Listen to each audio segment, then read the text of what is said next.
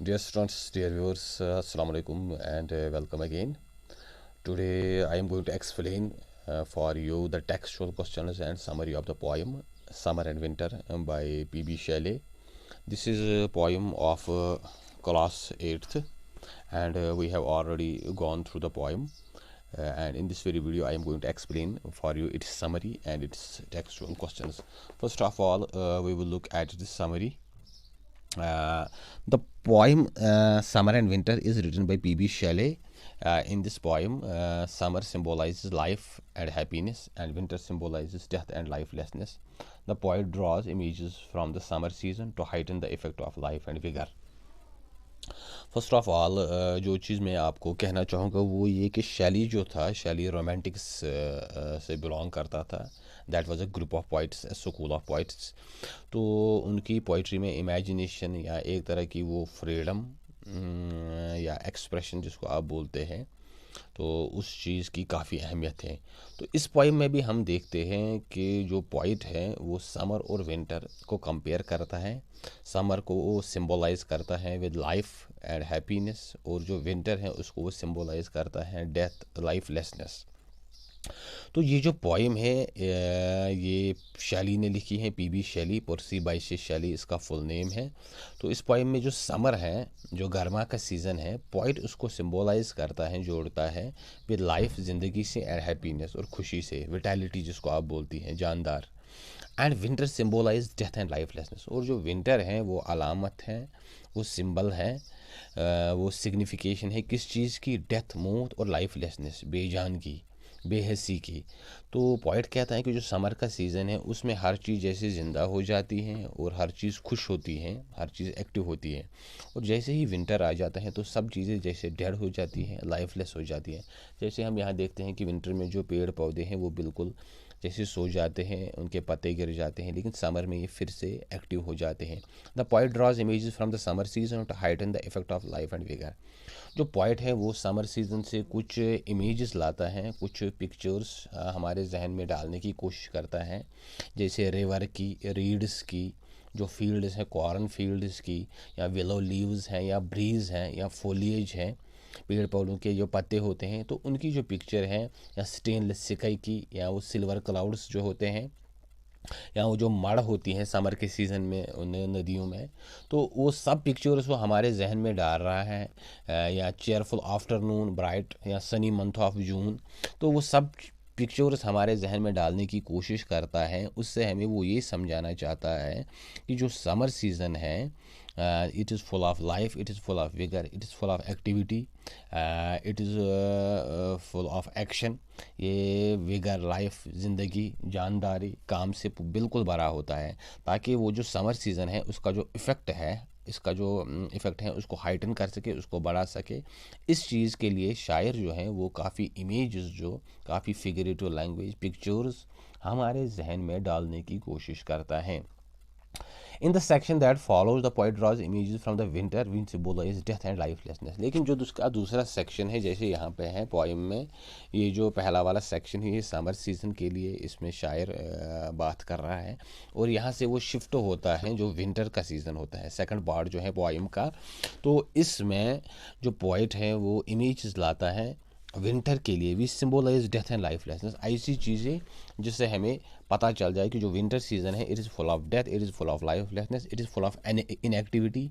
ये बिल्कुल जमूद से भरा होता है. इसमें हर चीज़ जैसे रुक जाती हैं, सुस्त पड़ जाती हैं. इसमें वो कहता है कि जो फिशेस हैं, मछलियाँ हैं, वो स्टिफ हो जाती हैं उस आइस में. तो मड़ और स्लाइम जो होती हैं वो वार्म लेक्स की वो बिल्कुल हार्ड हो जाती हैं, as hard as brick and clod. तो बिल्कुल वो ब्रिक की तरह सख्त हो जाती हैं. और जो लोग होते हैं वो बिल्कुल वो आग के, वो जो आग जलाते हैं उसके आसपास बैठते हैं अपने आप को वार्म करने के लिए. तो वैसी इमेजेस वो यहाँ पे हमारे जहन में डाल रहा है, जिससे ये सिंबलाइज पॉइंट कर रहा है कि जो विंटर है, सरमा का जो सीज़न है, मौसम है, तो वो डेथ और लाइफलेसनेस से भरा है. उसमें सब चीज़ जैसे रुक जाती हैं और बेहस हो जाती हैं.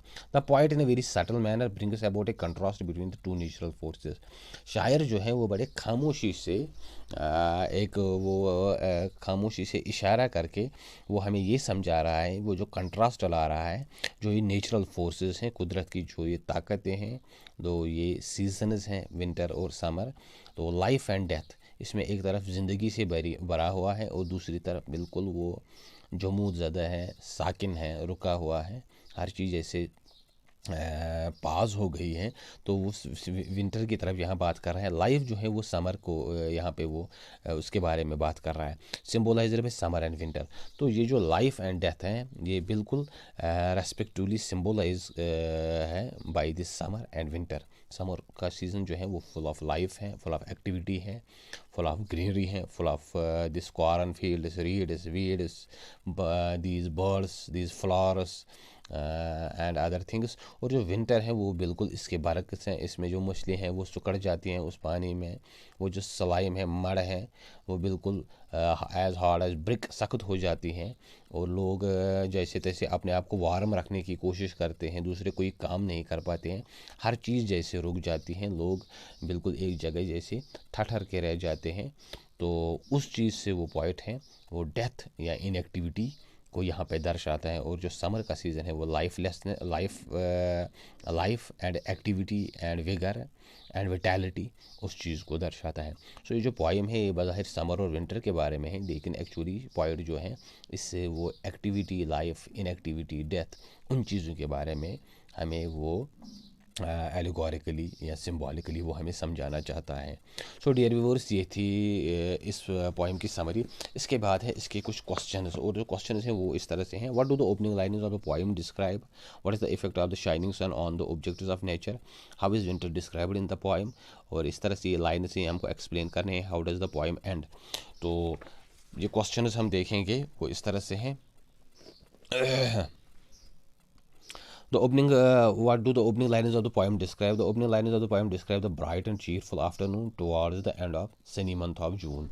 जो पोइम की शुरुआती लाइन्स हैं वो इस तरह से हैं। It was a bright and cheer afternoon towards the end of sunny month of June. तो वो जो जून का जो मंथ होता है, जो महीना होता है, और उस वक्त वो जो ब्राइटनेस होती है, चीरफुलनेस होती है, एक्टिविटी होती है, तो उसके बारे में वो बात कर रहे हैं। Towards the end of sunny month of जून, जो उसका एंड होता है, आखिर का इनके जो दिन होते हैं। What is the effect of shining sun on the objects of nature? जो जब सूरज बिल्कुल चमक रहा होता है तो इसका क्या इफेक्ट रहता है, क्या असर रहता है जो ऑब्जेक्ट्स होते हैं। In the summer season sun shines in the clear and cloudless sky making all things rejoice. जो समर सीज़न होता है, जो कि उस वक्त सूरज बिल्कुल अपनी पूरी आबताब से चमक रहा होता है और उसके नतीजे में हर चीज़ जैसे खुश होती है, एक्टिव होती है, जैसे रिजॉइस कर रही होती हैं। How is winter described in the poem? जो विंटर है उसको इसमें कैसे डिस्क्राइब किया गया है? The effect of winter is harsh. जो विंटर का इफ़ेक्ट है वो बड़ा सख्त होता है, ये हर चीज़ से जैसा बदला लेती हैं। The birds die in forest. जो बर्ड्स होते हैं वो जंगलों में मर जाते हैं। The fishes lie stiffened in the translucent ice. जो मछलियाँ होती हैं वो स्टिफन हो जाती हैं, लग जाती हैं इन द ट्रांसलूसेंट आइस। जो आइस होता है, जो बर्फ़ लगी होती है उसमें वो फंस जाती हैं, स्टिफन हो जाती हैं। And people gather around the fire and यार फील कोल्ड। और लोग जहाँ जहाँ देखते हैं आग के गिर्द जमा हो जाते हैं ताकि अपने आप को वार्म रख सके, लेकिन फिर भी वो कोल्ड महसूस कर रहे होते हैं। तो इसके बाद जो ये लाइन्स हैं हमको एक्सप्लेन करनी है। All things rejoiced beneath the sun, the weeds, the river and the corn fields and reeds, the willow leaves that glanced in the light breeze. तो इनकी जो मीनिंग हमें लिखना है। In this line the point से that in summer the sun shine is brightly in the sky. जो point है P B Shelley, वो कह रहे हैं कि जो समर का सीज़न होता है उसमें हर चीज़ चमक रही होती है और जो सन है वो बिल्कुल शाइन कर रहा होता है। और ऑल थिंग्स, और सब चीज़ें जो हैं, सब जानदार जो हैं, वीड्स घास, रिवर दरिया, कॉर्न फील्ड्स जो वो खेत होते हैं, एंड द रीड्स जो वो रीड्स होते हैं वो भी घास ही एक किस्म की हैं। और full of life and happiness, वो बिल्कुल ज़िंदगी और लाइफ और हैप्पीनेस खुशी से भरी होती हैं, क्योंकि उस टाइम उसका सीज़न होता है, उस टाइम वो ग्रो कर रहा होता है। How does the poem and? Poem किस चीज़ पे एंड हो रही होती है? At the end of the poem the poet describes a family that assembles around the fire but still feels cold and poet is sorry for a homeless beggar. Poem के and में जो poet बात कर रहा है वो ये है कि एक फैमिली जो सब उसके जो मेंबर्स हैं वो आग के गिर्द जमा होते हैं ताकि अपने आप को वार्म रख सके, लेकिन फिर भी वो कोल्ड महसूस कर रहे होते हैं, फिर भी उनको एक ठंड सी लग रही होती है। और इस टाइम में जो पोइट है वो बिल्कुल सॉरी फील करता है फॉर द होमलेस बेगर, जो वो होमलेस बेगर होता है, जो वो भिखारी होता है। पॉइंट कह रहा है कि इतने सख्त मौसम में उसका क्या हाल होता होगा, वो कैसे इस मौसम में सर्वाइव कर पाएगा, जब लोग आग के गिर्द बैठकर भी अपने आप को वार्म रख के भी ये कोल्डनेस फिर भी महसूस करते हैं। सो डियर व्यूअर्स, ये थी इसके क्वेश्चंस। अब हम इसकी जो ग्लॉसरी में कुछ वर्ड्स हैं वो हम देखेंगे। कॉन्ग्रीगेट मीन्स टुगेदर, जमा होना, टू कम टुगेदर, एक साथ जमा होना। Horizon means the line where the sky seems to meet the earth, जब हम दूर देखते हैं तो हमको लगता है कि जो स्काई है वो ज़मीन के साथ टच कर जाता है, तो उस चीज़ को हॉराइजन कहते हैं। Stainless means perfectly clean clear, वो चीज़ जो बिल्कुल साफ़ है, क्लीन है। और eternity means infinite duration, timelessness, जो ऐसी कोई ड्यूरेशन जिसका कोई एंड ना हो, ऐसा वक्त जो कभी ख़त्म ना हो, टाइमलेसनेस, ऐसी जगह जहाँ टाइम ही ना हो, बिल्कुल कोई एंड ना हो। Rejoice means to be full of joy, खुशी से बिल्कुल वो खुश होना, वो खुशी से भर जाना। Read means a type of tall stiff plant like grass growing together in groups near water, ये रीड्स होते हैं घास जो पानी के नज़दीक ही, जहाँ कहीं वो स्वैम्पी एरिया जो होता है दलदल टाइप का, तो उसमें ये उगते हैं। विलो एक ट्री है, ग्रोज नियर वाटर, जो पानी के साथ में ही उगता है। Has long thin branches that hang down, इसकी जो ब्रांचेस होती हैं वो बड़ी पतली होती है और लंबी होती है, जो नीचे की तरफ झुकी हुई होती हैं। Foliage means leaves as of a plant of tree, mass of leaves, जो पत्ते होते हैं या जो मास होता है लीव्स का, पत्तों का, झाड़ियों का, तो यहाँ पे उसको रेफ़र कर रहा है प्लांट या ट्री की। Stiffen means to become firm और बिकम डिफिकल्ट टू रिमेन, ऐसी कोई जो सख्त हो जाए, जिसको फिर बैंड न किया जाए, स्टिफन हो जाए। तो translucent allowing only some light to pass, ऐसी कोई चीज़ जिसमें से पूरी लाइट नहीं गुजरती हो, जो ना पूरा ट्रांसपेरेंट हो ना पूरा ओपेक हो, उसके दरमियान जो ट्रांसलूसेंट हो। जैसे ये जो होता है इसमें जो ये यख जम जाता है। Slime means any soft moist slippery sometimes sticky matter soft mud, ऐसा कोई नरम चिपचिपी जो कोई चीज़ जो स्लिपरी हो, जैसे मड होती हैं, तो सॉफ्ट मड। इस समर के सीजन में clod means a lump, specially a lump of earth. Clay loam, एक मिट्टी का बड़ा वो ढेला जिसको हम बोलते हैं, उसको लंप कहते हैं या क्लॉड कहते हैं। ऑफ अर्थ, मिट्टी का। क्ले या क्ले का, या लोम, जो लोमी वो टाइप मिट्टी होती है उसका। सो डियर व्यूअर्स, ये थे कुछ वर्ड्स, कुछ ऐसे अल्फाज जो इस पोएम में शायर ने डाले हैं। उम्मीद है आपको ये समझ आई होगी, और चैनल को शेयर करें, सब्सक्राइब करें, व्यू दें, ताकि जो और नेक्स्ट आने वाली वीडियोज़ है वो भी आप तक पहुंच सके। Wish you all the best and thank you.